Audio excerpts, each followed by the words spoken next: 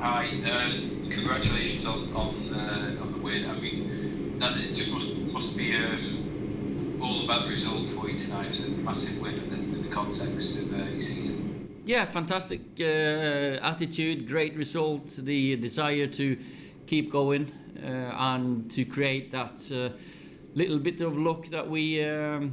We earned that luck. We earned the goal by the desire to keep going. Of course, it's a good way of ending the year. I think the difference, there's so many tight games against Wolves, and to have that edge mentally is great. Sam up first. Hi Ole. Bruno probably didn't have his best game tonight, but that leg for getting an assist or getting a goal when he's not playing well, does that separate him in terms of the great players are capable of doing that? You're right in that he didn't play his best game, definitely, and a few of us. But there's a reason for that.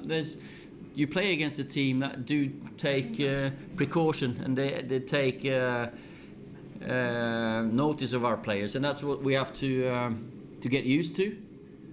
I think it's gone on mute. Muted, okay. Sorry, it's my fault. Karen muted that one. Sorry. No, he's played better games, Bruno, but he's always in and around and he's creating chances. Maybe more for them than for us today, but that's sometimes that happens. And we kept going. He's got that knack of always looking for that pass, and in the end, it worked. Laurie Whitwell. Do you think that's the game you would have won last season? And can you talk about the changes that you made to the team to get more possession in the final third? It seemed that Paul was playing a bit higher up, Marcus over on the right, Anthony on the pitch. Yeah, of course we go back to Bruno's debut. That was against Wolverhampton. Ended up 0-0. I think we're a different outfit now, better mentally and physically. Again, Karen. Oh, I've not done it again. It's not. It's all right. It's on. It's on. Is it okay? James is dancing. James. We can't see you, Ollie. We can hear you beautifully, but we can't see you. You don't need to see me. It would help. There we go. I didn't stop that. Where was I? Yeah, tactically, I think start with the physical and mental aspect. We've grown and developed that. That belief has come through performances and results, of course, and also players that we have on the pitch that can change games in a second. Then the tactical change you're talking about. Yeah, we felt towards the end that we could send Paul more up in that space, high up in midfield with Rashi, Marcus keeping the width, and Anthony. I thought Anthony came on and made a difference for us. He added some thrust, and Luke as well made a good difference when he came on, more drive, and we wanted to play the game higher up. I didn't think in the first half we managed to play in their half enough. Simon Peach. Hi Ollie. I know it's easy to say because you're ending the calendar year in a second, but how much have you improved? I know you've touched on the mentality side. There is a winning mentality within this group now. Yeah, you get that by personalities, by recruitment. Of course, we've added that spark, I think, but also when you get results and things are going your way, of course that helps. We've brought it up early on in the pre-season that we need to add more points to the board towards the end of games. That's something we do as a club. We've done it so many times, and we've done that quite a few times this season as well. Physically, that means we last games more.